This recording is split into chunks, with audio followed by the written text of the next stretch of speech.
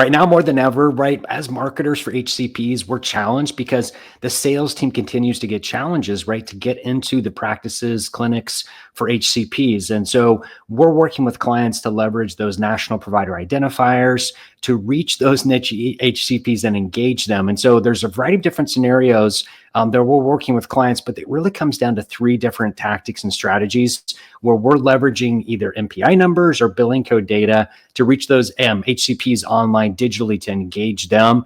Specifically, the first one. So think of this as an omni-channel approach, right? So the first one is acquisition, right? Top of the funnel. Your HCP may not be aware of your solution, and the real challenge is the sales reps, right? They can't get in there. That HCP is not aware. So how do you introduce your solution or educate your solution to these HCPs? And so again, this is the top of the funnel. So this was an acquisition style campaign, and we're typically working with clients to understand who that HCP is. And then we gather the data from our partners to understand which NPIs are going to be the most successful to target. We can also use billing code data as well. Some clients have like a definitive healthcare or a QDMD, and that's totally fine. We can take that MPI data and then segment it based on, hey, this is an acquisition style list. So if you're new to the marketplace and you're trying to engage or educate your niche HCP, this top of the funnel tactic has been super successful for us.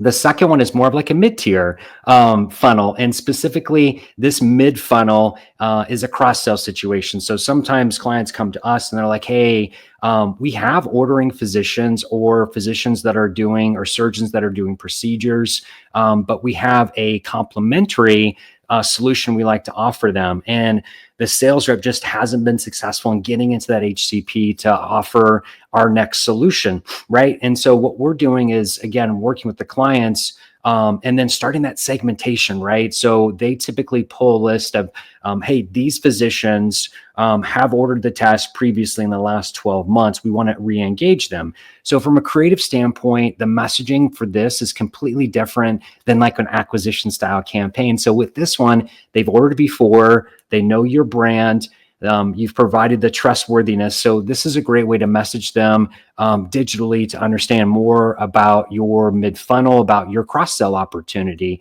One of the clients specifically that we've worked with, they have a genetic test, and then they have a complementary test. And so again, these physicians were ordering the first test. This is a great way to engage and educate them about that additional test that maybe they're not aware of, or they just haven't ordered, right, in a long time. And that kind of gives me the next scenario here. Good segue. Specifically, the third one is the bottom of the funnel, right? So these HCPs, it's like a re-engagement campaign. Your reps are having a challenge in engaging HCP again to see why they went dark, right? They ordered the last 12 months or 6 months, or they've done that procedure in the last 6 months and just haven't done the procedure. One of the scenarios we're working with specifically when it comes to this, again, this is another segmentation situation. So clients are typically sending us the NPIs that have previously ordered, and then we do a match rate. The great thing about our data providers, typically we're coming back with at least a 90% match rate, which is great to be able to make sure we engage and influence the right HCPs and can match that information. So for example, we're working with a spine solution, spine device in the med device space, and they have a kind of like a threshold of number of procedures for their spine surgeons. And so they want to be able to get to a certain level, right, for those spine surgeons. And there's so many spine surgeons, right, that are doing these procedures. They segment that list to say, hey, again, this is the bottom of the funnel. So this particular spine surgeon's only ordering or only doing the procedure 50 times a year. They need to be up to 100. So we want to re-engage them.